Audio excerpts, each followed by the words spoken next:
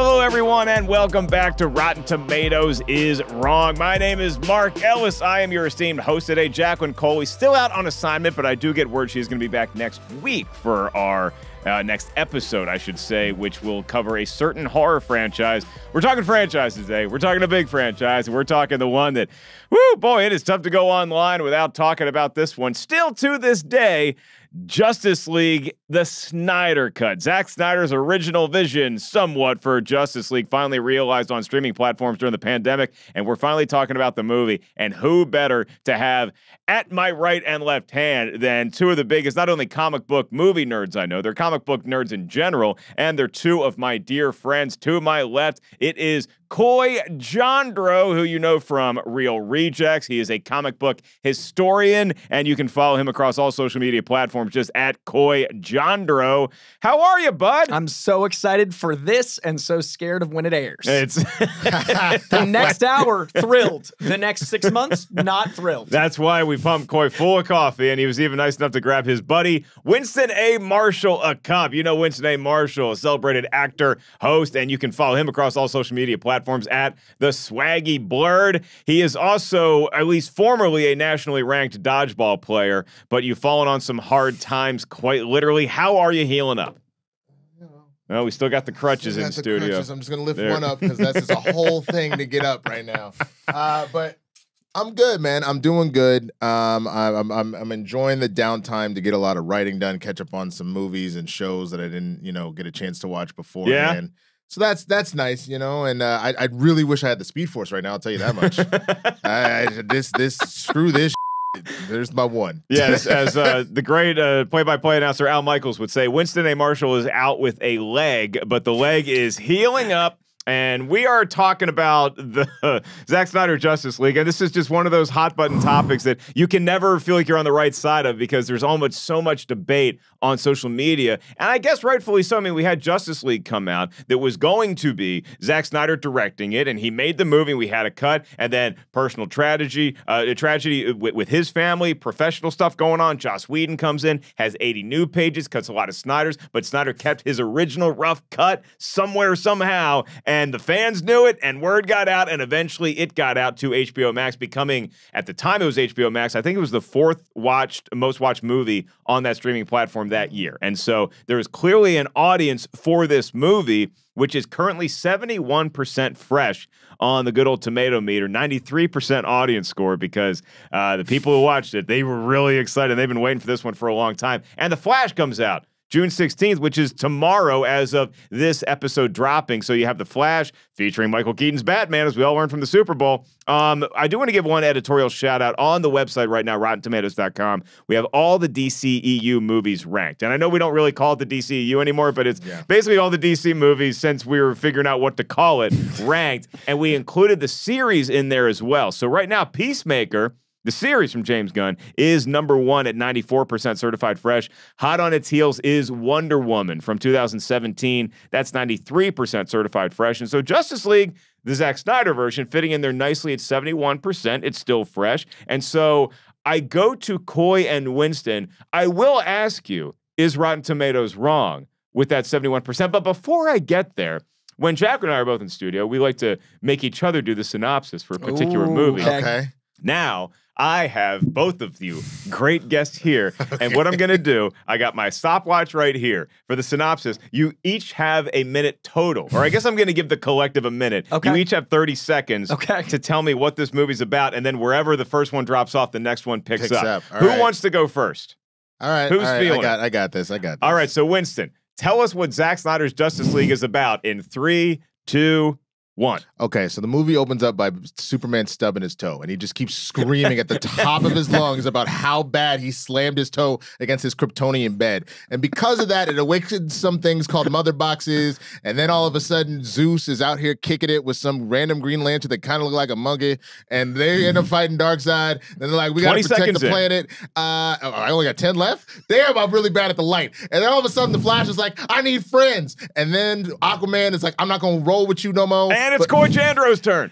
Basically, in the world where there isn't a Superman, this group of heroes has to rally together in order to protect the planet from Darkseid, this giant cosmic threat that's looming and coming in part because of our Superman. But Superman comes back from the dead without a mustache in this one, and he's able to actually protect folk. But in the beginning, he's disoriented. And he has to actually fight the Justice League, becoming both a pro-antagonist, which is an interesting commentary on Batman's view of Superman, because it shows the danger that he is as well as the protector that he is, which is the great summation of what Superman is and what the Justice League represent as an entity. 2, 1. Wow. Okay. 59.5 seconds is all it took for Winston and Coy. I think Coy had the easier job because he had to take the ball and run with it, but then Coy had to give us a nice summation of the events, and he also peppered in some commentary in there too. So Winston kind of had the yeoman's work, and then Coy got to have the glory. I didn't get any toe stubbing, which frankly is my loss, and on me. I just, because literally I forgot that's how the movie starts, so when I turned it on to get ready for this, because I was like, all right, 4 hours. Here we go. At the beginning, the toe stubbing heard around the world. People in Atlantis are like, what the hell? It's everyone watching Lord of the Rings like, did you know that's actually Viggo breaking his toe? Like every movie nerd has to say it. And all the Amazonians are chilling, and then the one black woman goes, hey, somebody really hurt out there. And so she's the one that walks up, and the mother box cracks. She goes, oh, hell no. Like, that's how we start this opening 5 minutes, because the yell is 4 minutes. I love that opening because it's like Superman. He's just like us. You know, it's like watching Tiger shank a shot. And it's like, oh, you know what? Everybody struggles at golf or getting out of bed in the morning from time to time. Yep. And so with that expert synopsis by both of y'all teaming up like Voltron or our own little Justice League here, is Rotten Tomatoes wrong about Zack Snyder's Justice League? 71% fresh. I think Rotten Tomatoes is wrong, but not as wrong as others might think. Okay. I'm going to give this a sweet spot. I'm going to say it's like 87%. If we're using the school, like American standard of grading, I think this is a resounding B+, approaching A-. It has plenty of flaws, but it has so much right, and it's actually genre redefining in a way that I think it has to have a bit of an asterisk, where like that 87% is for this property, but if you look at the impact of what this represents for film, I'd put it in that 90. I think that score is right. 93 for the audience is correct for the impact of this changed what time is. Like between TikTok making us go like 5 seconds and this movie being 4 hours, we now know that media is about the substance of what it is. It's not drawn to just being like 90 minutes. Sure. And I think that's really important and impactful. I think that not doing this as a 6-episode series and making a 4-hour movie shows the serialized nature of comic books. And I think it's really important for the genre to have less structure around it. I think this allowed for the Batman. I think this allowed for other things. So the audience score, I think, is right about what the Snyder Cut is as an entity. And I think I'd put it at like an 87% for the movie. Okay, so for the culture of comic book movies and media going forward, maybe this was a bold step. Yes. Not maybe the movie itself had its issue, but that isn't always fault. Bolder. So I give it a little wiggle. Because like, you know, things happened, and also the studio and juggling in 5 years of build-up. So 87% feels right to me. So it's a nice B+ for the scholar Coy Jandreau. How about you, Winston A. Marshall? Is Rotten Tomatoes wrong? Rotten Tomatoes is wrong-ish. 71 I think is a baby bit too low, but we're not off base. And for me, it's mainly just because I am the exact opposite of you. Interesting. I don't need it to be right. I don't need it to be like TikTok length, like you mentioned. But I actually would have preferred a miniseries because A, you would have allowed it to breathe, and B, you're not potentially fatiguing people. The people that were diehard and love this thing, they don't care. They're fine. Give me more. I'll take 5 hours. I'll take 6.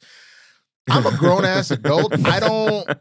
You know, and as I've said to you many times, Coy, bitch, I have a job. So like, I can't just sit here for 4. Like, it's one of the reasons why I love Infinity War and Endgame. Just to give you another example of like a longer movie, I don't watch it all that often because I don't always have 3 hours to sit down and do that. So if you give me like a solid either like 220, 230, or if you had actually broken this up as a miniseries, honestly, I'm like foaming at the mouth to come back to it. But I also then I know he gives the little anchor part 1, part chapters, 2. Yeah.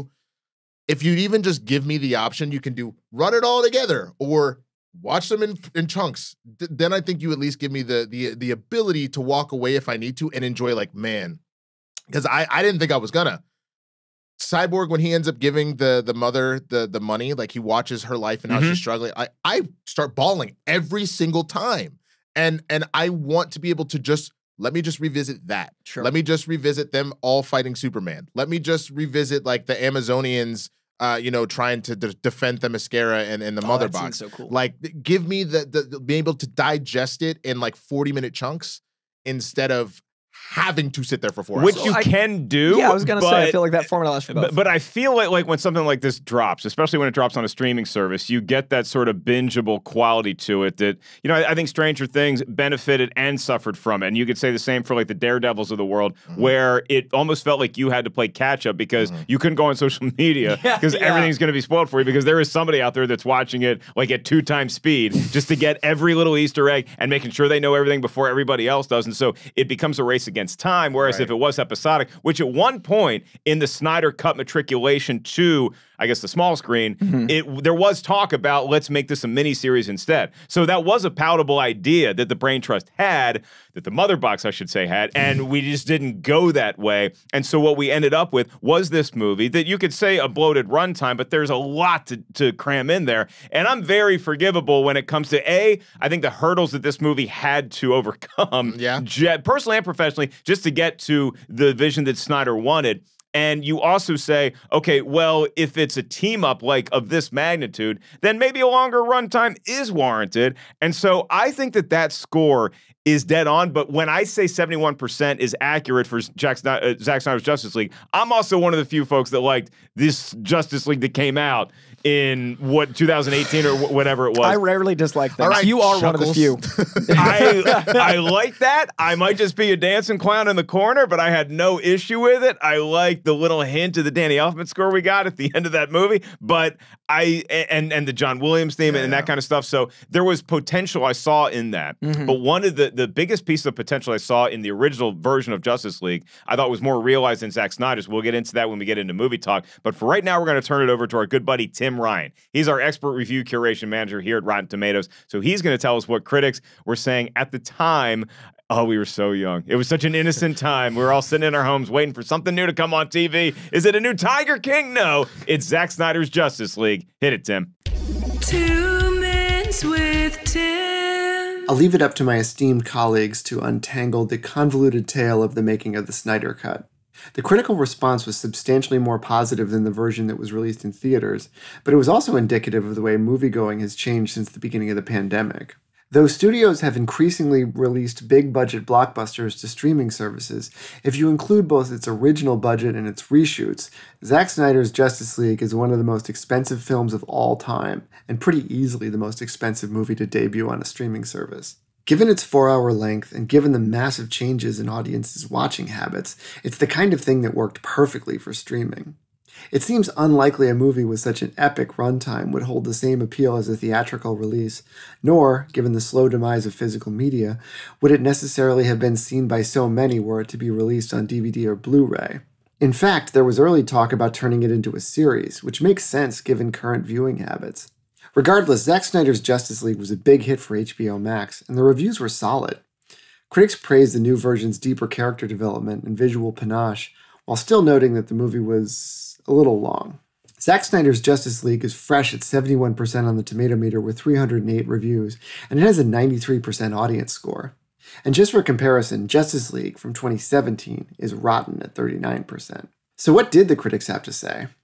In a fresh review, Melanie McFarland of Salon.com wrote, Zack Snyder's Justice League shows Snyder's evolution from a director known for emphasizing style over substance to a man who understands why we love superhero myths, whether they live in the DC universe or Marvel's. However, in a rotten review, Dennis Franich of Entertainment Weekly wrote, this cut is no worse than the theatrical edition, but it sure is longer. The Rotten Tomatoes critics' consensus reads, Zack Snyder's Justice League lives up to its title with a sprawling cut that expands to fit the director's vision and should satisfy the fans who willed it into existence. So that's Zack Snyder's Justice League. And if you want more DC talk, in this case, the movies, not the band, we covered Batman v Superman, Dawn of Justice back in November of 2020, Wonder Woman 1984 in January of 2021, and Man of Steel in March of 2022. Back to you, folks. All right, thanks for the free plug on our backlog, Tim Ryan.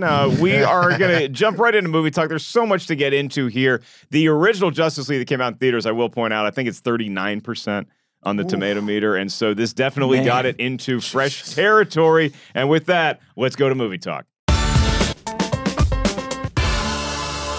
It's such a huge, sprawling question to open this segment with, but are y'all fans of what DC has done going all the way back to Man of Steel, leading to this moment with Zack Snyder's Justice League? I think that sometimes people penalize a particular movie for the sloppy buildup that you had, which was not as clean as its brother, the house next door, Marvel. And so if you look at just where we've come, how far we've gone with whatever the DCEU is now, are we fans of what's transpired, Winston? I mean, look, I would be remiss if when seeing you, I didn't somehow reference the Cowboys at least once. And I'll even throw in the Lakers in there too, because of what they did this past season, where they were kind of like dog crap most of the year, and then kind of figured it out at the end to like get themselves through a round and not only just a round to make it to the Western Conference Finals. That's kind of what it feels like. You had some serious high points in the DCEU, like Wonder Woman, we mentioned that. Peacemaker, we mentioned that. I think The Suicide Squad that James Gunn did was another example that was really great. People go back and forth with Man of Steel. I didn't love it the first time I saw it. Upon rewatch, I actually am like a pretty big fan of it. And I think that this is a great kind of magnum opus to get it, but I don't. It's one of those situations that there were too many mistakes that it couldn't go the distance as a franchise. I think that it was a team that you talked about, and you're very curious to see if they can come in on the rebound with what they're about to reboot, but like it just didn't have the sauce to be like, we did it, we're the champions, baby. Yeah, it's like, was the juice worth the squeeze kind of thing. As I try to figure out whether Russell Westbrook is Zack Snyder or Joss Whedon in this comparison. There, but, how do you feel about the way that we got to Zack Snyder's Justice League, Coy? So landing with Justice League, I think it does merit the highs and lows, and I think that much like comic books, and as a comic book person, I do see a lot of the interesting parallels. There are good artists and good issues that you got to struggle through the bad ones to get to. Like there are amazing issues that sometimes you get the penciler gets overburdened and he has to let somebody else tag in, and then he comes right back and you're like, oh, thank God he's back. And that penciler, it's not their fault. They weren't ready for the job necessarily. Sometimes you just get thrown into things. And other times editorial at a studio is going to be like, hey, we need this character in here. We need this character in here. And this has to happen. So honestly, the Snyder universe is a lot more like comics than people realize, because there's so many variables. There's so many cooks in the kitchen. And much like that, there are so many comics that don't work. But when you look at the overall collection, yay, we got here. And I think the Snyder universe is a yay, we got here only because we released the Snyder Cut. One of the reasons I love the Snyder Cut is it does feel like closure, because we do actually get something that's worth all of the highs and lows, because it feels like a trade paperback. It feels like when you look at even the sections, the chapters, you've got this issue, this issue, this issue. You can watch it as issues or you can watch it as a trade. You've got the whole journey. But if you look at the entire omnibus, the entire collection of the Snyderverse, I don't know how often I'll read it, because there's a lot of stuff that I didn't love. And I think that honestly, if we consider this an Elseworld, it's better.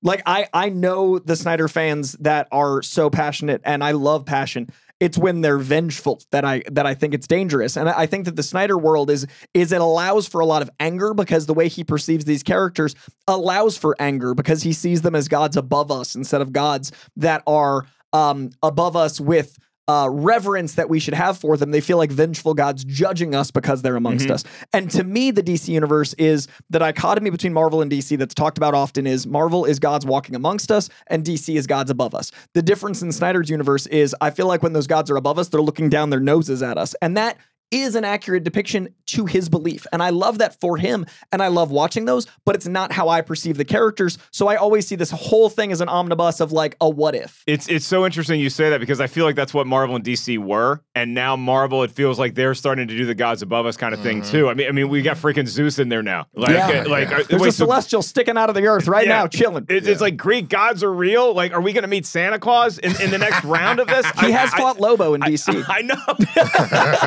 One of the reasons why I actually want to see a live action. I want Lobo Jason very Momoa bad. to fight Santa, and I hope that casting happens. But and so now it feels like, and as of this recording, Winston and I have seen The Flash. Coy's seen it in a matter of hours here, the new one, and it sort of feels like, and this is no spoiler to anything in The Flash, but I feel like with that and with the upcoming Aquaman 2, it's almost like we're gonna have a good time, but we're sort of spinning our wheels as we figure out where James Gunn and Peter Safran want to take DC going forward, and so. Winston is, as Coy intimated, you just can't escape these Marvel DC comparisons. Sure. So let's just get it out on the table right now. Is it fair to do that to either side? I mean, I feel like they're on the same aisle at the grocery store, and they're both cereal. But I may not wake up and want Special K every day. Sometimes I want honeycomb, and it's just. But it's not like they're eggs or bacon or anything else. These are both cereals, and you got to choose which one you like better. See, I would say that yes, these are both breakfast, but one feels like, you know, I'm making like waffles, and the other one is like I'm gonna have me some like cream of wheat, like, you know what I'm saying, like or oatmeal, and that it's like, because I was actually just thinking about this with the through line with the Snyderverse, because you mentioned the gods looking down on us. Yeah, every one of the heroes is really angry, like they are so mad. Like I was thinking about it because even in the Flash, as you'll see, and everybody else will see, there are moments where a lot of our main characters are just mad, and their rage kind of gets the better of them at one point. And that happens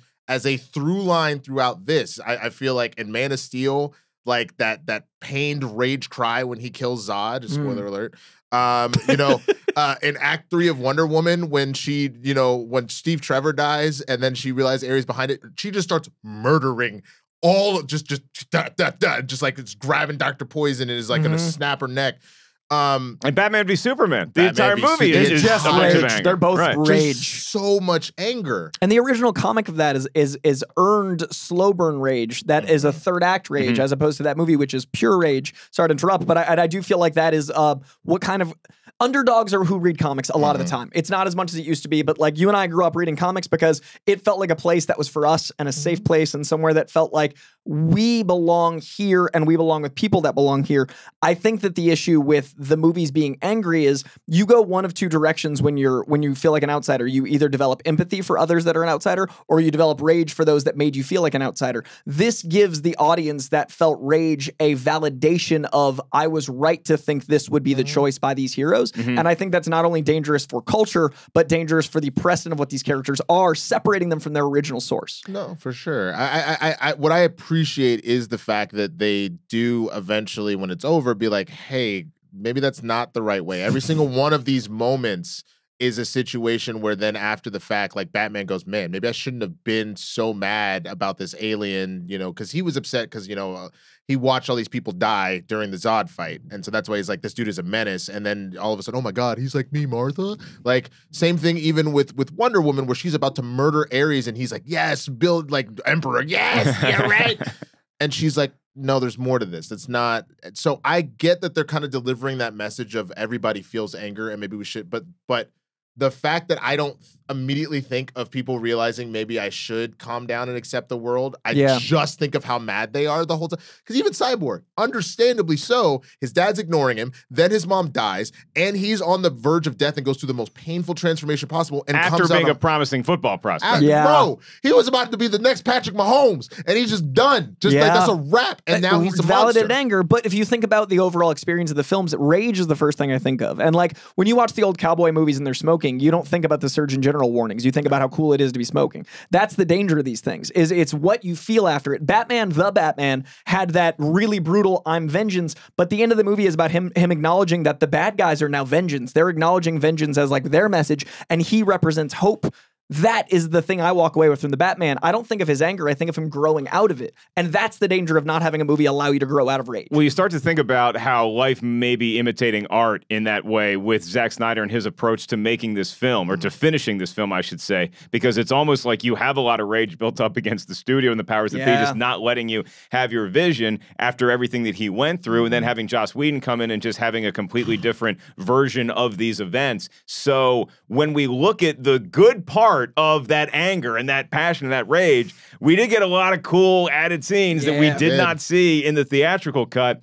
I would say Superman utilizing some of that, you know, I hate these people when he fights at Justice League, and that extended fight scene really, really leaped out at me when I initially watched it and upon rewatching it. But I said when I was leaving the theater after seeing Joss Whedon's version, I want to know more about Cyborg. I want to see more about Cyborg. And to see that vision, that promise sort of realized in the Snyder Cut with Cyborg not only having more to do and be around more, but sort of looking as like the linchpin to the Justice League and where that franchise could have gone. I thought Ray Fisher was great originally. I think he's even better in this one because he's got more to do. And so the presence of more Cyborg, ironically, with like, I grew up a huge Batman fan and I love the first Wonder Woman film. So those are the characters that kind of get me into the theater and leaving. I'm saying this Cyborg cat is right up there with them. That was what I really took away in a positive sense from Snyder's Justice League. Coy, your added scenes or something else that stood out to you that was not in the Whedon version that you like, that's why we deserve this movie. I honestly think everyone had a bit. I think the two highlights for me are Cyborg and the Themyscirans, not even just Wonder Woman, but I felt so much more for the women of the world in this universe because they got to have a backstory that felt like it impacted every scene going forward, tying them to the mother boxes, tying them to everything, like opening the film with them and then anchoring the film to Cyborg felt like all of the characters I felt like got the most shortchanged because they didn't get their own time in the Justice League, And so I definitely feel like that movie. It can't be the first time I've heard that, but it feels like it. That's good. Just putting in the sentence feels good. It's just like sprinkling it in there. But I feel like the Justice League has a lot of elements of like, who are the characters that are popular? What are the big fandom moments we can sprinkle in? What are the big, like, this is going to be in the trailer moments that doesn't nourish the characters as much? I feel like Wonder Woman is better because of the Themyscirans. I feel like the Justice League is better because of Cyborg, because the humanity of Cyborg anchors even Superman. The humanity of Cyborg makes you feel that Batman can be redeemed even while he's going through all this. So as much as Ben Affleck's one of my favorite Batmans ever, I do feel like he got a lot of time in the other movies. I feel like deservedly Ben Affleck is the closest I think we'll get to Frank Miller, but Cyborg not having the time, I have to say most improved is going to be the scenes I love most. Yeah, I would say Batman, that opening scene in the Justice League, I was like, oh, this is cool. We get it. I like this Batman that we're getting. But again, a lot of other issues with that. So Winston, when you see the Snyder version, what is the thing that stands out to you as far as what he added, what he originally had in that got cut out? I mean, so as I was rallying against the 4-hour movie, and you need all of that time to breathe. I just think for me, you just need to present it differently because you need Cyborg. Like, why do I care that he's on this team? It's because I need to see his pain of like what his life was like before and how his life is now gone. I need to see him realize that he isn't just a monster. This is a gift. I don't need just a small little speech on the street from Wonder Woman. No, you could be a hero. Like I need him to be mad at his dad, to listen to that tape, to help that. We were talking about this before we started filming. I cry every single time I watch him watch this woman and realize that he can help her out and takes her $11 bank account and makes up a you won the bank $100,000 special. And she just is like, oh my God. I bawl. Every single time. You need that. You need for us to have a chance to see Barry really upset over his father. Obviously, when you guys see The Flash, you'll get more of that. But you need that. You need to have, like, Wonder Woman really just, like, kind of take it back all in. Because the last thing we got was her at the end of World War I. Yeah. You know, and all of that. Where is she now? How is that affected? And even letting us have that moment in the past. And to me, the two biggest scenes were Cyborg giving the money, and it's the old gods and man and the Amazonians and the Atlanteans all fighting very like we got to kill Sauron style, like all together. Yeah, very. Like they feel almost like blow for blow, pound for pound, like the like mirroring each other, and I love that. That is the stuff that you need to give this heart and depth. So you need. I love that all of our scenes are the supporting scenes. I love that everything we're discussing as a benefit is, and that's why I like Snyder's universe, is he knows his takes on the characters. Just because I don't see the characters the same doesn't mean it's wrong. And that's what I think is so important about the conversation around these movies is these are archetypal characters. They're meant to be how you perceive them. And I perceive them differently, but I love how much he supports his vision. And that's what the Snyder Cut is to me. Well, that's the thing you admire about any filmmaker that is as sure of themselves as Zack Snyder. And I don't mean that in he's cocky just to be cocky kind of way. Like, I think he legit believes in what he's putting out there is the art is. I think that he's realizing his vision every time he makes a movie. Like, and I go all the way back to even something that wasn't well received, like Sucker Punch. I mean, I'm still waiting for the new Gahul movie. Like, I want an owl franchise. That's what I want Where's my the Snyder multiverse Cut to of be. Ga'Hoole? Give me all of the Owls, the Guardians of Ga'Hoole. I love that movie. It's my favorite Zack Snyder movie. But so seeing this, I feel like the movie itself, right? Like just the way it plays out. It is very long. You can hit pause. That's why I was happy it came out at home. You can hit pause, go walk the dog, go to the bathroom, come on back, enjoy some more. But as a movie itself, does it work as well as what you would hope the culmination of all these heroes being in it? Like, I like the device. I think the mother box thing is nice because it's not the most complicated thing to wrap your head around in the world, even though the mother boxes themselves might be. As a storytelling device, oh, these are really powerful things, and if they fall in the wrong hands, we're all screwed. Yes, it does work. I think it's just a situation. I think why Justice League failed so hard. Remember, we were being introduced to 3 brand new characters, and they each got about 2 minutes to be like, and this is Aquaman. Like a brief talk with Amber, with Mira, with Amber Heard to just be like, you should really be king. Screw you. And then like, you know what I'm saying? It's like the Flash. Hey, I want to, can I work for your dog walking company? Like that's essentially all you get. Whereas this, we get the time, we get to see when Barry first saves Iris in the Snyder version. Clearly, he has some sort of connection to this woman. Clearly, like we see him like pocket the hot dog because all of that is cut. It's not in there. That is giving us. Kiersey Clemens isn't even in there at all. Right. That's a highlight scene for me. The Flash, the Kiersey Clemens scene is one of my favorite scenes of the entire piece because it shows the power of the Flash that he doesn't use and the vision of Zack Snyder using like slow-mo XL. Like he's slow-mo-tastic, but that shows like more power in it. So that Flash scene is a highlight for me because Kiersey Clemens is Iris West, and she not being utilized is such a crime to the Justice League that showing how well she's utilized here, and it makes me like Flash more. Like that scene does a lot of heavy lifting. Yeah, and I think that's where this version really acts as a competent sequel to Batman v Superman. I know that we had Wonder Woman in between these two, but where Batman v Superman gives us those little teases of these other characters. Yeah. It felt like we didn't get much more than those teases in Whedon's version. So now we get to see like everybody, and we get to see like kind of the real reason why you're on the Justice League. Yeah, why do I care about them? That is ultimately my issue, is why do I care about them? And by giving this time to breathe, you were getting to know each of these characters on an individual level to some point, and like you don't need to focus on Bruce and Diana and Clark at this point because they've each had a movie or part of a movie to like really get that opportunity. I would argue that Man of Steel is the Superman movie, Batman v Superman is really a Batman movie, and then Wonder Woman is Wonder Woman. So they've all gotten their opportunity to like, who are they?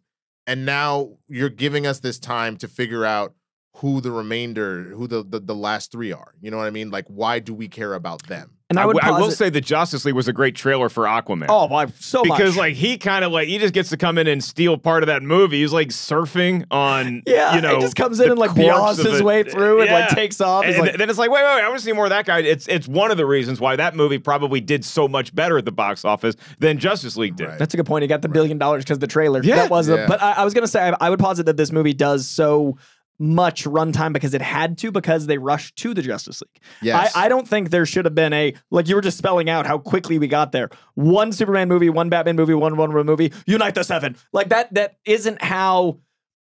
You don't have to copy the comics. You don't have to copy Marvel. But if you're not going to go by a formula that's been proven, you shouldn't go, hey, the second ever Superman movie should be about him dying.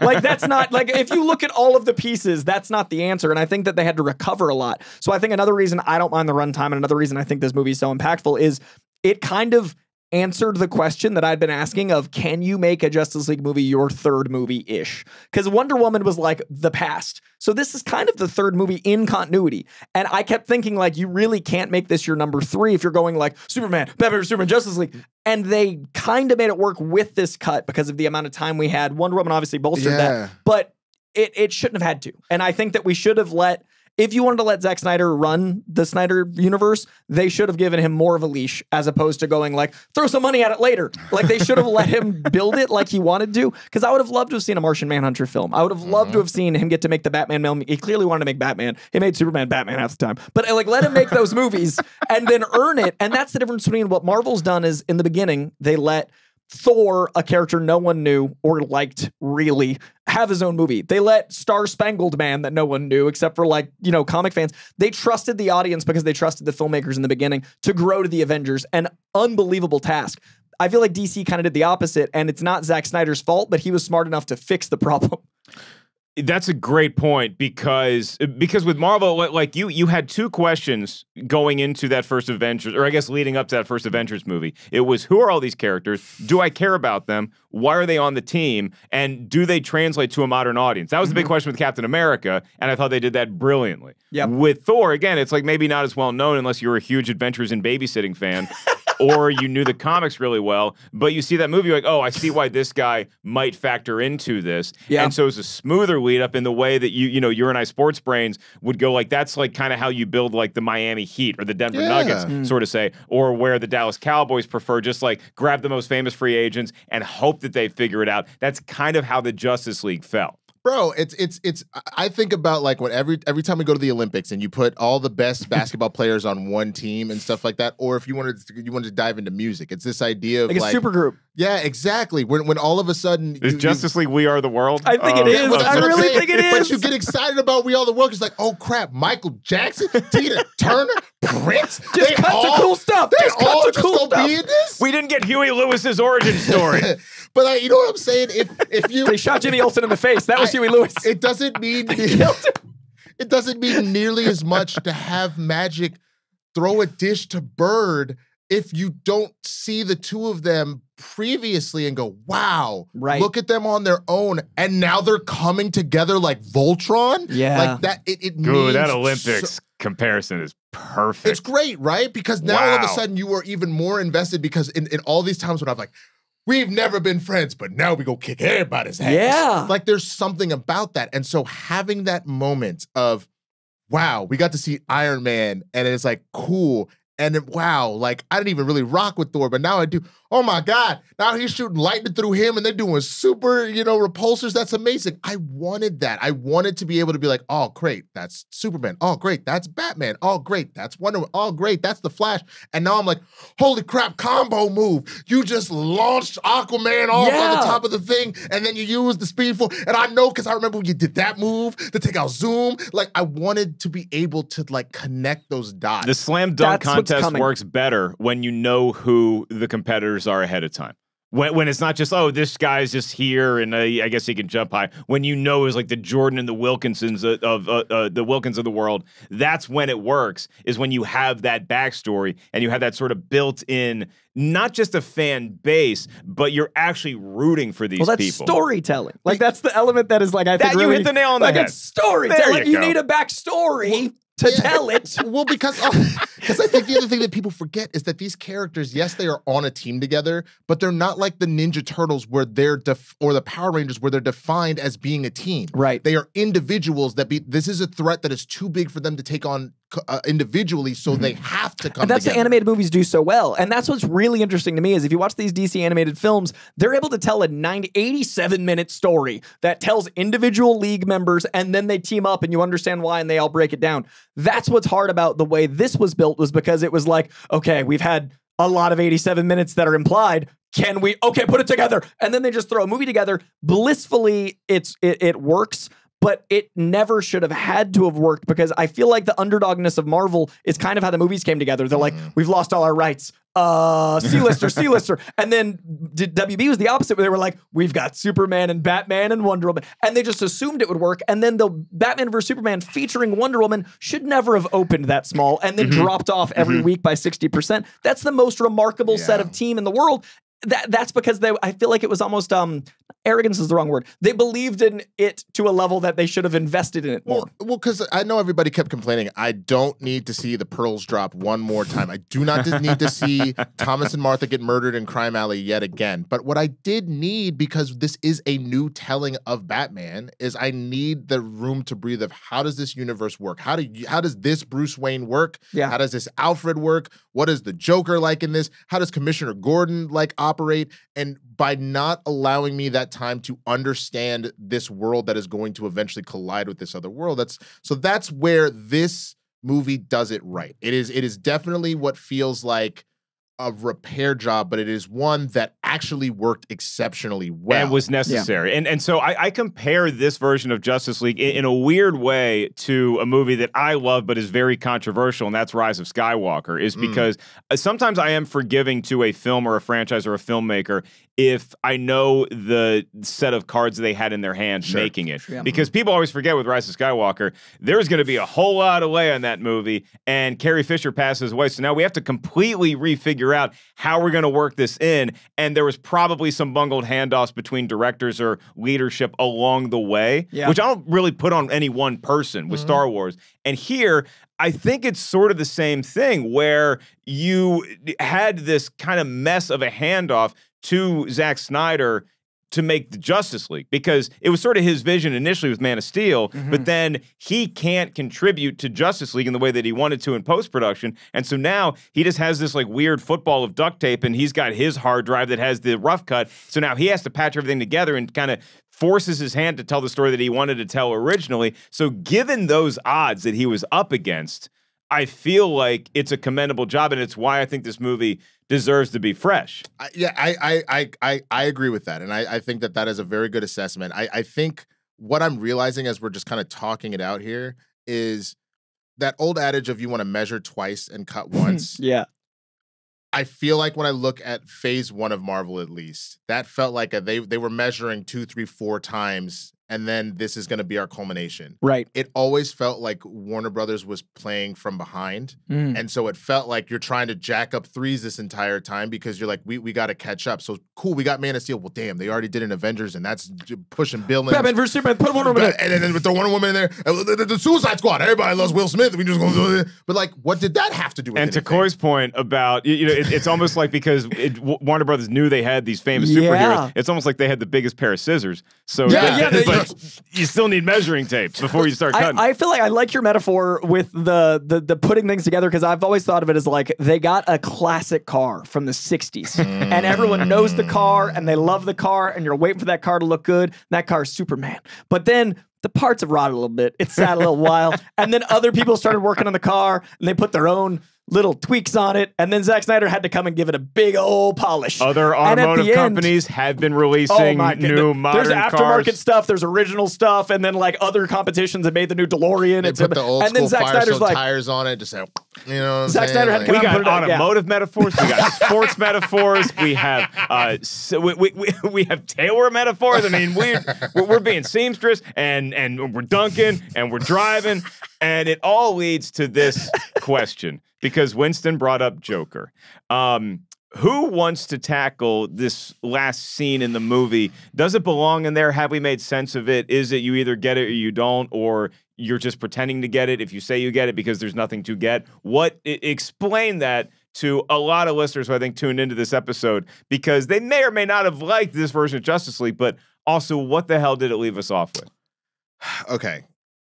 If you just want to show it, especially knowing that like, hey, this is what we would have done, things are kind of ending, fine. But I think putting it as an epilogue, as part of like, this is actually a part of the film, was a mistake. I think that should have been a moment where if you cap out at 3:30, because all that extra stuff, all the Martian Manhunter being like, hey, I saw y'all almost died, and I didn't help you because I was like, can they do it? Oh, you did. Good job, bro. I'll be at the next one. Like, bro, he literally... It's been 5 years. My boy John Jones was on some CPT where he was like, oh, damn, I saw that like the light show was going off and Darkseid's about to roll in. I was like, nah, they got it. I'm not going to get it.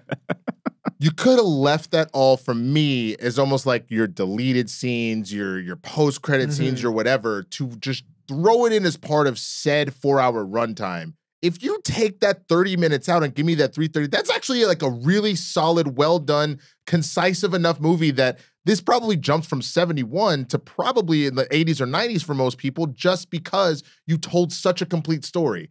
That nightmare sequence, I get it. Ooh, what would have happened? You know, you're kind of getting your injustice flair a little bit in there.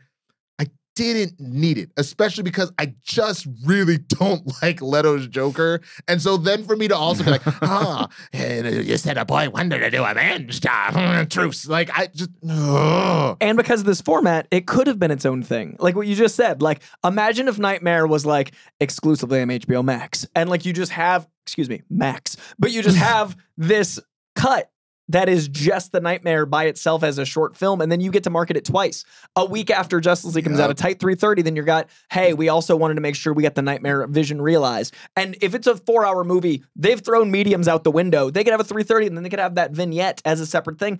I would have liked to have quick click twice. It might have been better for their optics. Well, that's sort of where I thought that was sort of like, FU is too strong of a term, but like Snyder, like kind of putting the onus back on Warner Brothers, and I guess by proxy, HBO Max, like, I'm going to leave them with this that sets this up, because it's the way that maybe I had originally intended to leave off this movie, with this open-ended sort of question. But then I also let my rabid fan base just come out and say, hey, now we need this and this and this. It doesn't seem like that part panned out. I've been very positive about the Snyder Cut, because I am positive about it. The one danger of it is fan entitlement versus fan appreciation. And I do feel like the Snyder Cut, though the good Snyder fans have raised so much money for charity, though they're a very charitable organization, the official ones, there is so much vitriol towards suits and studios and DC fans and all of the othering. There's a lot of not fun Spider-Man finger pointing from the DC fans that this emboldened in that last sequence. This literally, there's a line from the Joker, like, we live in a society, where that's like a meme about the people that are the people living in basements mad at stuff. Like, you put it in your movie, you made it canon. He gave the Joker, I love the Joker. He's arguably one of my favorite villains of all time. He made the Joker the face of the negative fandom, as opposed to making him the powerful antithesis of Batman. Instead of the Joker being chaos incarnate that is breaking every rule that Batman makes, instead he becomes like, yeah, you'll make my movies. And that's a gross thing to make an incredible character. And on top of that, he says dialogue that has become memed by the very people that are the danger of these movies. So I thought the Nightmare sequence, I love that it happened for some people, but I think the Snyder Cut was dangerous because it does imply everyone gets a new cut if they complain enough, and every fan deserves to have the movie they want. You don't owe anyone anything. That's dangerous. And also to make the Joker a troll, really dangerous. Is that a Pandora's box that we open with saying, okay, directors do get do-overs if they have enough fans? Is there a do-over that you would like to see? And this doesn't have to be just in the world of comic book movies. This is sort of us just putting on our dreamer hats. Is there another cut of a movie that exists somewhere out there that you're I got one. That exists? No, but I would love to have had MGM have some patience in the writer's strike and not let Quantum of Solace just completely like go up. Excuse my language. It's almost like writers are important. Just a little bit. It was like we should foundational pay them or even something. I don't know. Maybe I should be pointing the finger at studios. The writers are doing a great job of it, and SAG voting to join them. Good please. news. I have two. One is David Fincher's Alien 3. I feel like David Fincher had a vision that he never got to realize, because David Fincher hasn't missed since. And there's no way, I mean, that was his first film, but it definitely felt like a studio going like, we need this and this. An alien planet, like a prison planet, that's awesome. They messed it up hard. I've always felt like people support Alien 3 just because they're huge Fincher fans, because I don't think it's a good movie. But I will say that if the guy hasn't missed sense, maybe there was something missing that he himself felt and I don't think he would have started it unless he saw the whole vision through because of his other work. He's a very like 10-year plan guy. Right. So Alien 3 is my big like let him cook. Yeah. You get I got one, and it exists now. It's come out, but like God, we should have never had to have gotten to this point in the first place. And I would have loved to see the actual finished product. But the Donner cut, because like I had never seen the Superman movies, because I personally don't, even though I'm wearing a Superman shirt, not really one of my favorite characters. I don't always relate to him and whatnot. But watching the Donner cut of Superman 2 is light years ahead of what actually came out. It actually feels like history is repeating itself. Right. In that you had this movie that was starting to be done. Yeah. The studio goes, get the hell out of here. So Brando goes, well, then screw you. And then everything kind of goes sideways. And then you get the cellophane a minor inconvenience. They are very similar. That's a really good point. Very similar how they played out. And then years later, you finally get the Donner cut and you go, wow, this is what I would have gotten. That's amazing. And I will say, because it's the lowest of the DC universe and because I love David Ayer, I would, and though it is the slippery slope accelerating, I think the Ayer cut is different enough that even though it emboldens a lot of the same angry people, I think David Ayer is an incredible filmmaker. End of Watch, Training Day, Fury, like the things he's made. Fury, he doesn't usually miss, and the way he's described his movie, the timing is fascinating because David Ayer made a movie and then the Guardians of the Galaxy trailer came out and the Guardians of the Galaxy had only been shooting for 10 days. That trailer played at Comic-Con. All of a sudden DC's like, hey, we've been trying to copy Marvel. Let's make this movie that is not that movie at all into this movie. A trailer comes out for the Suicide Squad that is nothing like the movie we get. They re-edit the Suicide Squad to mirror James Gunn. Years later, they hire James Gunn after Marvel fires him. And then David Ayer goes, no, just because James Gunn made a movie doesn't mean that's the movie I was making. Studio's like, no, we want James Gunn. Years later, they hire James Gunn. But David Ayer is then stuck with a movie much like Zack Snyder that is a hodgepodge of 10 things that he never intended to make, that somewhere there is a dramatic street level version of End of Watch with superhero villains. Bro, breathe. You were turning redder than that tomato, I'm man. certified fresh about this cut. For Coy. Here's the new job, is every time Ryan Johnson makes one of these Knives Out movies, as soon as the credits come up, there's a little box with Coy, and he goes back to the beginning of the movie and explains what you missed. Because this person was actually in that room the whole time, then the maid was over here, but you never saw the person eating the dinner, and then they were in the room with the captain, and then the captain comes down to the galley, and he murders the first. And it's like, okay, Coy making sense of all this, like the Micro Machines Donald guy. Glover. You're like the cracked out like Stan Lee and like all the animated shows where it's like, hey there, Spider fans, if you didn't remember back in 325, that's where Spidey had sex for the first time. Like that's you. You know the but on bibliography crack. in like thesis papers? I want to be that, but the Micro Machines guy combined. I just want to annotate with vigor. Producer Brian, make sure there's no more coffee in the machine for Coy. He's had quite enough. As far as director movie cuts, that I got blessed because I didn't even know there was this. But the Rocky IV director's cut that Stallone had, I'm like, oh my god, this is amazing. Have It's you seen it? Completely new footage and like all this stuff. It came out in theaters for a hot second. We covered it on an earlier episode of this show, and then I think kind of the gold standard of more what if than actually footage. But the king of the sweaties, the mightiest oak in the nerd forest, John Schnepp, the late great, made what happened, the death of Superman Lives. What if we got that Tim Burton Nicolas Cage version of Superman? So sort of in a back way leads me into my point about where we go from here. And just quickly, James Gunn, Peter Safran, the right guys to be doing this. They've made the right moves in y'all's eyes so far. I mean, that's a question, not a statement. I mean, that's a question, not a statement. In the sense that I don't really see where either of them have truly missed. Obviously, the second Shazam second Shazam. Second Shazam didn't quite do what everybody was hoping it was going to do.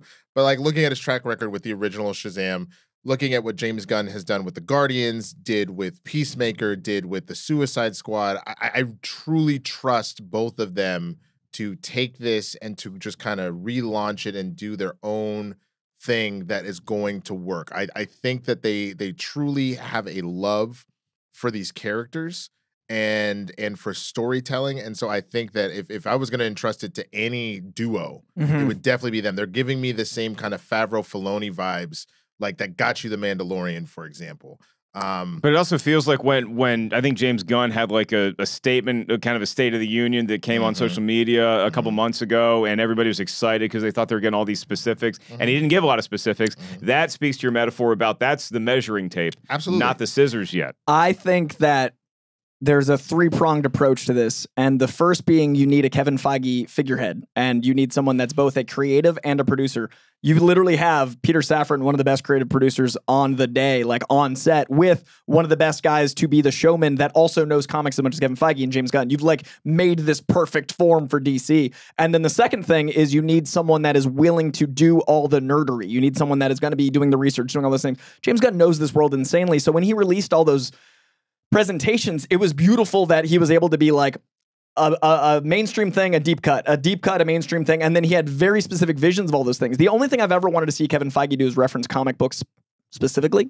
He did all that in his opening presentation. Even Civil War is very different than the comics. Like the movie and the comics are very different, but at least you then get the tone. That's the best way for comic fans to know what the universe is going to be without casting, without any of that buildup. So his presentation, though vague, was one of the most impactful things for the people that are going to be the deepest investment. And then third, you need someone that is willing to be the face of something on the internet as well as in person now. When Kevin Feige started this in 2006, leading up to 2008, it was a different world. You weren't as present. James Gunn responding to people on Twitter, it bothers Christian, but I think it's a genius thing to stop trolls. It's a genius thing to stop clickbait. It's a genius thing to stop all the fake news and the pundits that are making things up for the sake of their clicks, because then you're taking away an entire market and making truth out of those things. So he's got control, he's got a face, he's got the nerddom, he's a good producer.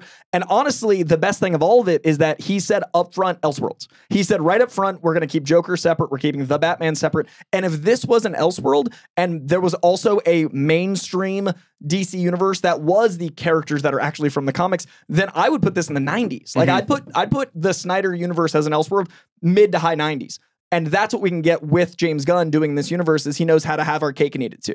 Last thing for you, Winston. Do you want to lord over the fact that you've seen The Flash before Coy for a precious few hours left?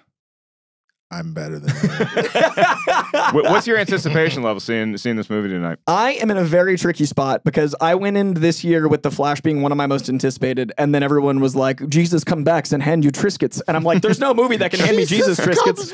And I'm a little worried about like the amount of hype. And I'm also concerned because I had hit that not like superhero movie fatigue that everyone talks about in buzzwords, but I definitely found myself going like, I know these stories so well. The archetypal story, the Joseph Campbell journey is so familiar. And so I was getting a little stale, and then I watched back-to-back Guardians and Spider-Verse, and I was like, I love superhero movies. So I'm a little worried that The Flash can't possibly be... I've given 22 movies ever 5 stars. Spider-Verse was number 3. 23 movies in 4,000 movies I've marked. I'm terrified that Guardians and Spider-Verse are both 5 stars, and then I'm going to go watch Flash, and it'll be 4.5, and I'll be like, what a failure. So I'm excited, but tough fact trepidatious. to follow. But, you know, I think after seeing all these live-action movies, I'm ready just for more Spider-Verses and more Legos. That's kind of how I want Lego me McNasty, man. My superhero stories told from now on. I got to watch Rocky 4 tonight. That's what a not my rousing goal. conversation that was. It's available. The director's cut is available. Check it out. Great conversation between Rocky and Apollo in his backyard. Gets deep. So that is for actually a prior episode on Rotten Tomatoes. It's wrong for now. No mailbag today. We're going right to the big finish. We love our Fresh Ketchup crew members. You can email us anytime. RT is wrong at RottenTomatoes.com, but not today for the mailbag because I had to let Winston and Coy have the pulpit. Y'all are so good at talking into microphones. Even if you're undergoing a physical ailment currently, Winston, you're not hiking to the top of Mount Olympus like Coy is. Hey, You'll man. be back there soon. Yeah, look, I didn't break my mouth. I broke my leg. You gonna play dodgeball again? You gonna get back to the national rankings? Bro, I've been thinking about this a lot. The one thing you get when you can't move is time to think. I may be retired.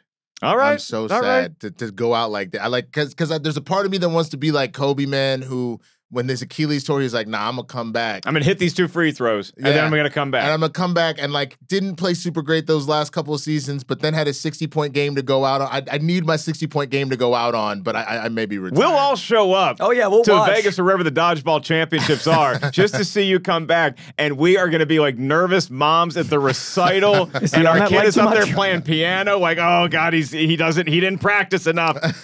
That's actually gonna put the fear of God in me. Don't tell me if you come back to dodgeball. Just send me a picture after it's over. Okay, just the scoreboard, just so we know. I don't even want to see you play out of fear. I just wanted the scoreboard. I did it. Good job, you can son. actually, I believe, catch both of these young men on Capes and Cows. You referenced Christian Harloff. I did. His The Big Thing podcast endeavor going great. My schmo partner in crime once and always. So that is a weekly program. And then the Swaggy Blurred Winston Marshall. Where else can everybody find you? Yeah, you can find me on all platforms at the Swaggy Blurred. I do a thing on TikTok and Instagram called Breakfast AM News that drops every Monday through Friday.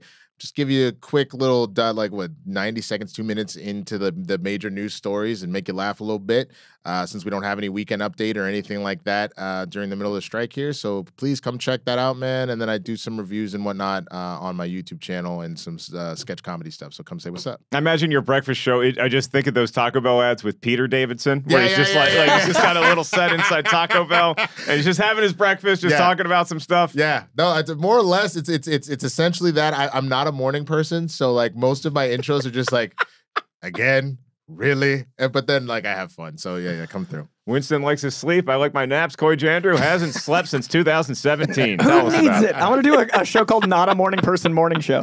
I'm on YouTube where I review movies and comics. I read about 70, 75 comics a week, and then I give you my top 9. I let you know which of those 9 so you don't have to read the bad ones. I promise you the comics are worth reading, so I narrow it way, way down. Also just started a series on TikTok where if you liked the movie, I give you recommendations of individual characters in that movie over on TikTok. And then I am at Real Rejects with a show called Coy's Comic Corner, where I basically give you the news, reframing it from a comic historian perspective, as well as rewatching all the DC animated films, as well as doing rewatches with Greg Alba over there, and having a weekly news show on Saturdays. And I have a podcast called Coycast because I haven't slept since 2004. Breathe! There's no time, Winston. Jesus! I don't know if it's Golden Apple or where Coy gets his comics. There's a lot of great comic shops in SoCal, but I feel so bad for whoever works there. Coy's out of town a couple weeks, and then we have like our whole storage is It's just a long Coy's box comics. in like 5 weeks. It becomes a long box that quickly. I'm at 16,000 just Spider-Man comics. Well, you can tell.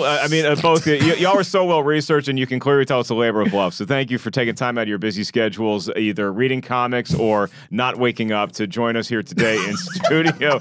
That is Winston and Coy. Subscribe, rate, review. Rotten Tomatoes is wrong. All that good stuff. And just on a quick personal plug for me, my new special is coming out July 17th. It's called Alive and Well. You can be one of the first to see it. An exclusive pay-per-view event July 7th, which happens to be my birthday. And then I think the weekend of July 17th, somebody gets his boot off, and we all get to go down to Comic-Con and say hi to a lot of great folks down there. So it's going to be a fun summer for us, and what better way to kick it off than chewing the fat with Zack Snyder's Justice League. Thanks for tuning in. For everybody here at Rotten Tomatoes, I am merely Mark Ellis. Shout out to my co-host Jacqueline and Coy, who will be back on our next episode, which I'm now told by producer Brian is in a couple weeks, and we will be covering the prequel to The Red Door, the Insidious movie that opens on July 7th, my birthday, Insidious Chapter 2. How does Chapter 2 correlate to The Red Door? Because there were some Insidious movies in between. We'll get into all that stuff on the next episode of Rotten Tomatoes is Wrong.